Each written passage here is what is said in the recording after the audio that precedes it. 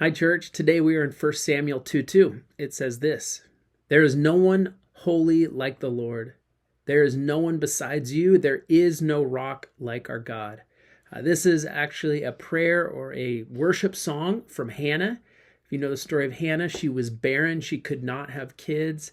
And she was crying out to God. This was actually after she had her son Samuel. And she's praising and thanking God. The name Samuel means heard by God. And so she's lifting up this prayer of thanksgiving. But this is a very famous prayer that she gives. She's talking about how her private pain, how it affected her, and she's turning into this public hope, this public declaration that God is holy and God is faithful. And what's beautiful about this prayer of worship is, one, it's God-centered, not circumstance-centered. She's focusing on what God did for her and not just focusing on her pain of being barren. It's rooted in trust, not entitlement. So she is trusting in God and not expecting or saying, I deserve this.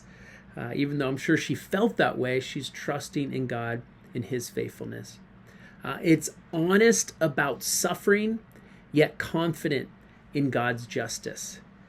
And so this prayer becomes this prophetic voice announcing God's, upside down kingdom, how he wants to lift up the hungry. He wants to give birth for the barren. He wants to feed the poor. And it's this upside down kingdom. Jesus talked about it. He said the last will be first. And so in my own life, my wife and I went through about 2 years where we could not have kids. The Lord blessed us. We actually named our first child Hannah, in light of this story from the scriptures as well.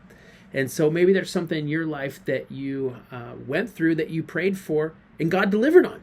He was faithful. And so that's something today you can be grateful for. You can share that story with someone else and praise him for that. Or maybe there's a prayer you've been praying for many years that has not been delivered on, that God has not shown up. He has not been faithful. And I think still in those moments, despite our doubt, despite our pain, we are still called to trust him and to ask and continue to come to him that he will provide. He will be faithful in one way or another. And like the name Samuel means, we are heard by God no matter what.